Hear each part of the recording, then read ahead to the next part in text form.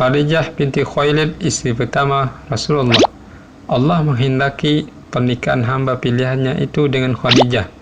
Ketika itu usia Muhammad baru menginjak 25 tahun, sementara Khadijah 40 tahun. Walaupun usia mereka terpaut sangat jauh dan harta kekayaan mereka pun tidak sepadan, pernikahan mereka bukanlah pernikahan yang aneh, karena Allah Subhanahu wa Ta'ala telah memberikan keberkahan dan kemuliaan kepada mereka.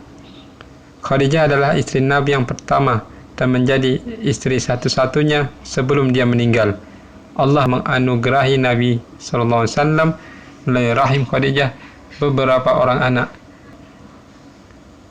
Ketika dibutuhkan persatuan dan banyaknya keturunan, dia telah memberikan cinta dan kasih sayang kepada Rasulullah SAW pada saat-saat yang sulit dan tindak kekerasan dan kekejaman datang dari kerabat dekat. Bersama Khadijah, Rasulullah SAW memperoleh perlakuan yang baik serta rumah tangga yang tentram, damai dan penuh cinta kasih. Setelah sekian lama beliau merasakan pahitnya menjadi anak yatim piatu dan miskin. Putra-putri Rasulullah SAW. Khadijah melahirkan 2 orang anak laki-laki, yaitu Qasim dan Abdullah, serta 4 orang anak perempuan, yaitu Zainab, Ruqayyah, Ummu Kalthum dan Fatimah. Seluruh putra dan putrinya lahir sebelum masa kenabian, kecuali Abdullah. Karena itulah Abdullah kemudian dijuluki At-Tayyib, yang baik, dan At-Tahir, yang suci. Zainab banyak menyerupai ibunya. Setelah besar, Zainab dinikahkan dengan anak bibinya, Abul As ibnu Rabi. Pernikahan Zainab ini merupakan peristiwa pertama Rasulullah menikahkan putrinya, dan yang terakhir beliau menikahkan Ummu Kalthum dan Ruqayyah dengan 2 putra Abu Lahab, yaitu Athabah dan Utaibah. Ketika Nabi SAW diutus menjadi Rasul, Fatimah Az-Zahra, putri bungsu beliau, masih kecil.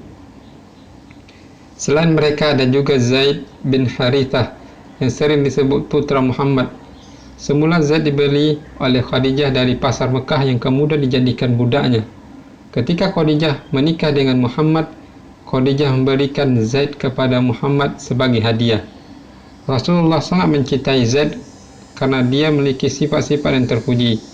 Zaid pun sangat mencintai Rasulullah. Akan tetapi di tempat lain, ayah kandung Zaid selalu mencari anaknya, dan akhirnya dia mendapat kabar bahwa Zaid berada di tempat Muhammad dan Khadijah. Dia mendatangi Rasulullah SAW untuk memohon agar beliau mengembalikan Zaid kepadanya walaupun dia harus membayar mahal. Rasulullah SAW memberikan kebebasan penuh kepada Zaid untuk memilih antara tetap tinggal bersamanya dan ikut bersama ayahnya.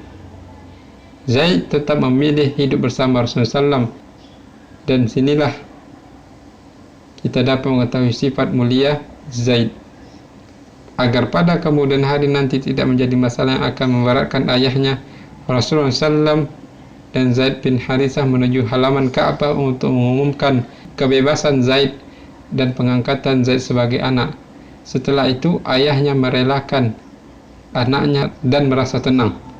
Dari situlah mengapa banyak yang menjuluki Zaid dengan sebutan Zaid bin Muhammad. Akan tetapi hukum pengangkatan anak itu gugur setelah turun ayat yang membatalkannya, karena hal itu merupakan adat jahiliyah, sebagaimana firman Allah berikut ini: Ud'uuhum li'abaihim huwa aqsatu 'inda Allah, fa in lam ta'lamu abaahum fa ikhwanukum fid dini wa mawalikum wa laysa 'alaykum junahun fima akhta'tum bih walakin ma ta'ammadat qulubukum wa kana Allahu ghafurar rahima.